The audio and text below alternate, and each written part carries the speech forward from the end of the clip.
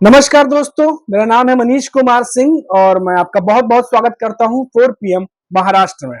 दोस्तों, महाराष्ट्र में उद्धव ठाकरे ने एक ऐसा बयान दिया है जिससे महाराष्ट्र की राजनीति में एक नया तेवर देखने को मिल सकता है।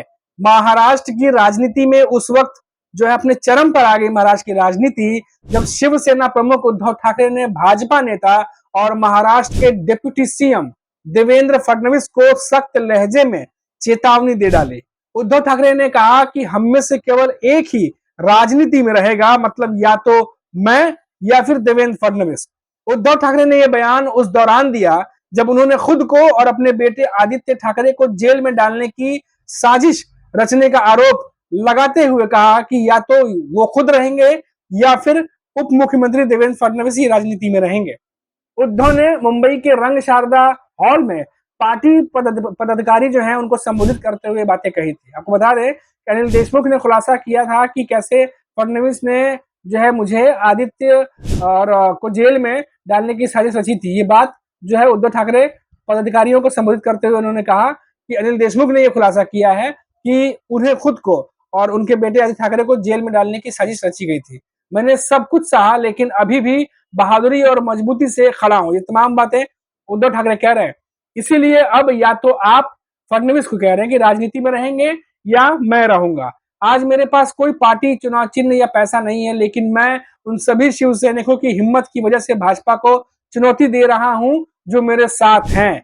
एक बहुत बड़ी बात जो है उद्धव ठाकरे ने कही है। साथ ही साथ देवेंद्र फडणवीस के साथ साथ उन्होंने भाजपा को भी चुनौती दे डाली है। महाराष्ट्र में प्रधानमंत्री नरेंद्र मोदी को आगामी विधानसभा चुनाव के दौरान भाजपा के लिए प्रचार करने के लिए महाराष्ट्र में आने की चुनौती दी है। उन्होंने कहा कि मोदी का लोकसभा चुनाव के प्रचार के दौरान पसीना छूट गया था और उन्होंने कहा कि नरेंद्र मोदी को विधानसभा चुनाव के लिए महाराष्ट्र आना चाहिए। उद्धव ने सत्तारूढ़ महायुति गठबंधन पर मुंबई को लूटने का भी आरोप लगाया है। उद्धव ठाकरे ने कहा कि बृहन मुंबई नगर पालिका यानी बीएमसी को वित्तीय रूप से कमजोर किया जा रहा है और इसका पैसा मुंबई महानगर क्षेत्र विकास प्राधिकरण यानी एमएमआरडीए और महाराष्ट्र राज्य सड़क विकास निगम लिमिटेड जैसी अन्य बुनियादी ढांचा एजेंसियों को के लिए दिया जा रहा है। उन्होंने कहा कि सत्ता में आने के बाद एमवीए सरकार एमएमआरडीए को खत्म कर देगी। एनसीपी विधायक और पूर्व राज्य मंत्री अनिल देशमुख ने हाल ही में दावा किया था कि देवेंद्र फडणवीस के एक सहयोगी ने उन पर दबाव बनाया था कि अगर वो जेल नहीं जाना चाहते तो उद्धव के खिलाफ हलफनामे पर हस्ताक्षर कर दें। अब उद्धव के इस बयान पर जाहिर सी बात है कि महाराष्ट्र की राजनीति में हलचल जो वो मचनी ही थी और लगातार तमाम जो नेता हैं उनकी तरफ से बयान आने ही थे। अब उद्धव के बयान पर प्रतिक्रिया देते हुए जो प्रदेश भाजपा अध्यक्ष है चंद्रशेखर बावनकुले, उन्होंने कहा है कि शिवसेना प्रमुख को समझ में नहीं आ रहा कि वो क्या कह रहे हैं। वो मुस्लिम और ईसाई वोटों के बल पर देवेंद्र फडणवीस को और मोदी को चुनौती दे रहे हैं। ये बातें जो है वो चंद्रशेखर बावनकुले कह रहे हैं, भाजपा के प्रदेश अध्यक्ष हैं। बावनकुले ने कहा कि उद्धव ठाकरे ईसाई और मुस्लिम वोटों के आधार पर देवेंद्र फडणवीस को चुनौती दे रहे हैं। उद्धव ठाकरे को सोचना चाहिए कि बाला साहब ठाकरे उनकी भाषा सुनकर क्या सोचते। असल में उन्हें यह भी नहीं पता कि वो क्या बोल रहे हैं। उद्धव को अहंकारी बताते हुए चंद्रशेखर बावनकुले ने कहा कि फडणवीस हमारे सबसे मूल्यवान और योग्य नेता हैं। उन्हें भगवान का आशीर्वाद और महाराष्ट्र और बाहर के लोगों का जो है वो समर्थन या सद्भावना कह लीजिए एक तरह से प्राप्त है, जो कई जन्म लेने के बाद भी उद्धव और फडणवीस को राजनीतिक रूप से खत्म नहीं कर पाएंगे। ये बातें जो हैं ये चंद्रशेखर बावनकुले कह रहे हैं और देवेंद्र फडणवीस को सपोर्ट में आकर के उन्होंने उद्धव ठाकरे के खिलाफ जो है ये बयानबाजी की है। लेकिन अब देखिए कि जब अनिल देशमुख ने ये तमाम बातें कही थी, उसके बाद से लगातार जब खबरें आने लगी, सुर्खियां बनने लगी, तब सबको इंतजार था कि देवेंद्र फडणवीस आखिर इस पर क्या रिएक्शन देंगे।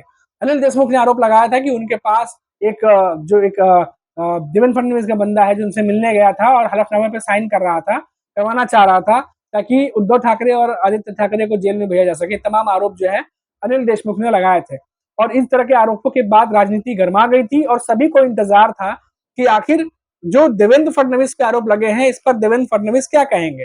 फिर जो है देवेंद्र फडणवीस और बाकी जो बीजेपी के नेता उनकी तरफ से बयान आया और इन आरोपों को बेबुनियाद बताया गया और कहा गया कि इससे पार्टी के नेता और पार्टी की छवि खराब करने यानी बीजेपी की छवि खराब महाराष्ट्र में करने की कोशिश की जा रही है।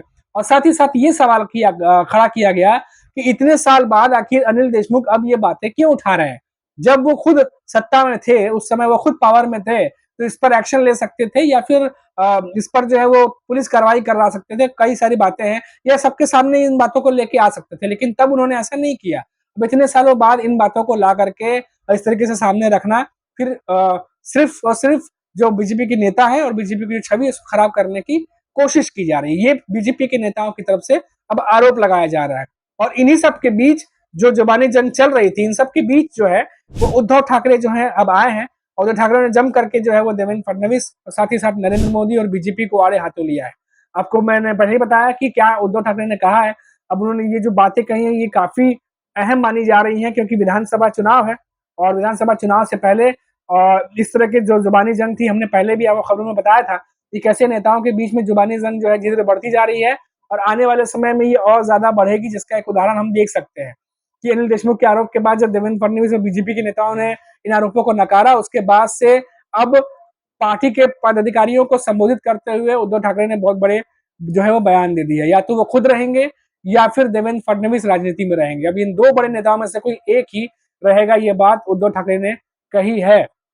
अब देखिए कि देवेंद्र फडणवीस को चुनौती देते हुए अब उद्धव ठाकरे बीजेपी और नरेंद्र मोदी को भी चुनौती दे रहे हैं। अब सबसे बड़ा सवाल ये है कि आखिर उद्धव ठाकरे में इतना कॉन्फिडेंस जो है कहां से आ रहा है। आखिर उद्धव ठाकरे इतने अस्वस्थ क्यों नजर आ रहे हैं और खुल करके बीजेपी, नरेंद्र मोदी, देवेंद्र फडणवीस सबको चुनौती क्यों दे रहे हैं। तो इसके बारे में आपको देखने के लिए आपको लोकसभा चुनाव की जब तैयारियां चल रही थी तब जाना पड़ेगा और वहां जाके आपको समझ में आएगा कि आखिर उद्धव ठाकरे इतना कॉन्फिडेंस में क्यों है।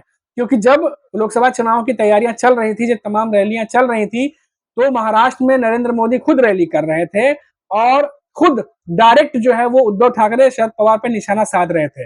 वहीं उद्धव ठाकरे और शरद पवार जब रैली कर रहे थे तो डायरेक्ट जो बीजेपी के सबसे बड़े नेता हैं नरेंद्र मोदी, उन पर निशाना साध रहे थे। तो ये जो लड़ाई महाराष्ट्र में बन गई थी, 1-to-1 की लड़ाई बन गई थी और नरेंद्र मोदी खुद 19 से 20 से ज्यादा बार जो है वो महाराष्ट्र में आए और रैली की उन्होंने, और उतनी ही तेजी से उद्धव ठाकरे और शरद पवार ने भी रैलियां की और आमने सामने की लड़ाई थी, जिसमें नरेंद्र मोदी के चेहरे पे जो है चुनाव लड़ा गया और उसका नतीजा ये हुआ कि महाराष्ट्र में बीजेपी को फिर भी हार का सामना करना पड़ा। साथ ही साथ जो उनके सहयोगी दल थे उन्हें भी नुकसान झेलना पड़ा। इससे एमबीए को यह अंदाजा लग गया कि नरेंद्र मोदी के चेहरे पे लड़ने पर भी वो जो मोदी लहर 2024 और 19 में थी, माफ कीजिएगा 2014 जो और 19 में थी, वो 2024 में नजर नहीं आई। और ये बात एमबीए भाप चुके हैं, एमबीए के नेता भाप चुके हैं और इसीलिए उन्हें अब पूरी उम्मीद है कि विधानसभा चुनाव में अगर नरेंद्र मोदी खुद फिर से भी उतरते हैं तो भी इसका फायदा बीजेपी को या महायुति को नहीं मिलने वाला, जिसका एक एग्जाम्पल, उदाहरण जो है लोगों ने देखा है लोकसभा चुनाव में। अब इसीलिए डबल पावर के साथ जो है वो एनडीए गठबंधन अब महायुति और महायुति के नेताओं पर हमला बोल रहा है, क्योंकि उन्हें ये पता है कि इस बार विधानसभा के चुनाव जो हैं वो बीजेपी के लिए और महायुति के लिए महाराष्ट्र में बहुत कठिन होने वाले हैं। अभी के लिए फिलहाल इतना ही, फिर लौटेंगे तो बात करेंगे किसी बड़ी खबर पर। तब तक आप देखते रहिए 4 PM महाराष्ट्र और मुझे दीजिए इजाजत। नमस्कार।